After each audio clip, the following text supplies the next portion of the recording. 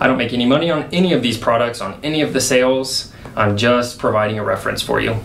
I haven't been paid to introduce any of these tools to you. Alright, here's the first video I'm filming. This will be near the end of the playlist. Here's the first scan tool I bought for myself. And when I bought it, it was a pretty nice little scan tool. I got it at Harbor Freight. It's a Zurich brand, ZR13. This was the top of the line one. This was before they even sold the tablet ones at Harbor Freight. So I don't have any experience with the tablet ones, but this is kind of your run-of-the-mill scan tool that you're going to get for about $120, between $100 and $200 really. I think I paid about $200 for this from Harbor Freight a few years ago. That tells you that that was pretty much top of the line. It's got, you know, it's a wired connection.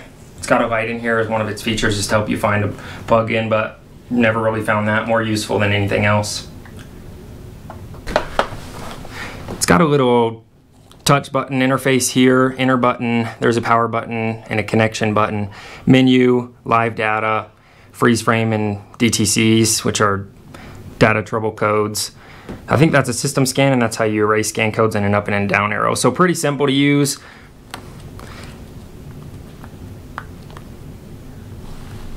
You can go through settings, up, down, choose enter. A lot of scan tools are going to have a demo mode. This one does not have a demo mode, so you can't really play with it without it being plugged into a vehicle. But I'll tell you about it. So when I have these wired kind of scan tools, well, that one's been pushed around, I usually never disconnect them. That's kind of the issue you can run into, but it's kind of a hassle to disconnect it every time, so the cases usually don't fit them like this very well. That's one of my biggest complaints with them. This does live data. It's pretty slow. It doesn't, if I was looking, I would say this is kind of a DIY mechanic level. It doesn't have anything bi-directional, and it can't even graph live data, but at least it can show you, you know what, I think it actually can graph live data, but it can't really record or compare anything, and it's kind of a pretty slow and a rudimentary graph. So it was never super useful to use the graph unless I wanted to see, okay, what did that sensor do a few seconds ago? I forgot.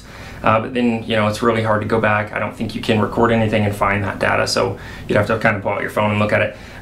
It can erase data codes, and it can view them. It can also tell you emissions readiness right here, so if somebody, you know, you're doing a pre-purchase inspection, you can see here with a little yellow, orange, or red, yellow, green indicator if the computer is ready to pass emissions or not. But I don't think in any state this would qualify as an emissions computer.